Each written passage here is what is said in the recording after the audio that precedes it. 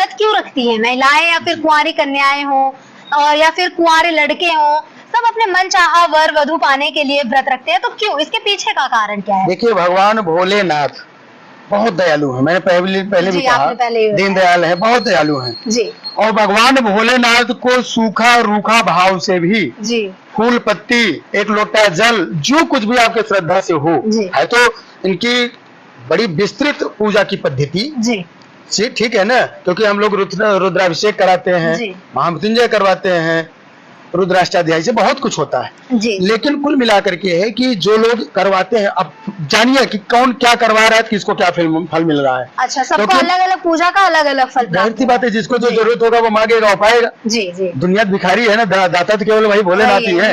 अब भोलेनाथ के पूजा में क्या होता है, जैसे कुंवारी लड़की जी क्यों पूजा करती है? उन्होंने देखा कि माता सती, माता पार्वती, माता उमा, जो उनके ही रूप है, वो किसी न किसी रूप में कभी न कभी समय काल के अंत में या कालांतर में कभी उन्होंने जी भगवान भोलेनाथ का तपस्या किया जी।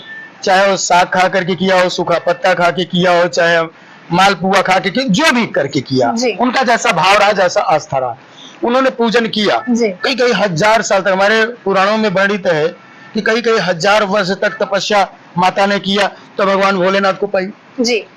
उसके बाद में गौरी पूजा के लिए प्रथा चली जी। जब माता ने भगवान भोलेनाथ के लिए किया, तो एक बिचवई होता है जी, आर्बिट्रेटर जिसको इंग्लिश में कहते हैं जी, जी। मध्यस्थता, ठीक है ना। तो भगवान भोलेनाथ को प्रसन्न करने के लिए लोगों ने क्या किया, माता को पकड़ा, माता की पूजन चालू की, जिसमें सबसे पहले गौरी पूजन का विधान आता है सीता माता के लिए जी। कि जिस समय माता सीता भगवान राम को वर के रूप में पाने के लिए गई जी, किसका पूजन किया था? गौरी माता का किया। गौरी माता को क्यों किया? और चाहती तो डायरेक्ट भोलेनाथ को कर सकती थी ना जी। लेकिन पुरुष वर्ग, हमेशा जान लीजिए, पुरुष वर्ग जो होता है और ही स्त्रीलिंग में आता है, ना जानते हो तो जान लो जी। और स्त्री जो होती है, जो लड़कियां होती हैं, जो स्त्रियां होती हैं, और जाहिर सी बात है स्त्रीलिंग तो है ही जी। क्योंकि प्राण पिता परमेश्वर सबको कहा गया है। किसको कहा गया? भगवान को कहा गया ना जी, परमेश्वर को कहा गया। तो वो सबके पति है जी। हम लोग आरती भी करते हो, हम जय जगदीश हरे, तो उसमें देखो लिखा गया है, ठीक है कि नहीं? आप आरती पढ़ना पूरा, तो उसमें देखना पाओगे आप।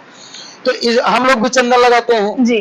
तो हम लोग जब पूजा करते हैं तो डायरेक्ट भगवान भोलेनाथ को करते हैं जी। लेकिन लड़कियां जब करती हैं तो माता को आगे करके करती हैं, क्योंकि मर्यादा के अंतर्गत होता है, पर्दा के अंतर्गत होता है। आप भी कहीं जाती हो तो माँ के साथ में जाती हो जी। आज के युग अलग हो गया कि आज लड़कियां ओवर स्मार्टनेस अपने आप को दिखाती हैं कि मैं जो चाहती हूँ कर सकती हूँ, जहाँ चाहूँ जा सकती हूँ, जैसे चाहूँ। पहले हम लोग देखो दुपट्टा, आज भी अंगोछा रखते हैं कंधे पे, है ना, पसीना हुआ तो पोंछ लिए, ठीक है, अपना तन भी ढकने का काम है, जहाँ जैसे जरूरत जाने, हवा नहीं आ रहा था हवा भी कर लिए। और स्त्रियां क्या करती थी, लड़कियां क्या करती थी, उनके पास में वो रहता था तो उनका एक श्रृंगार होता था, उनका तन ढका रहता था।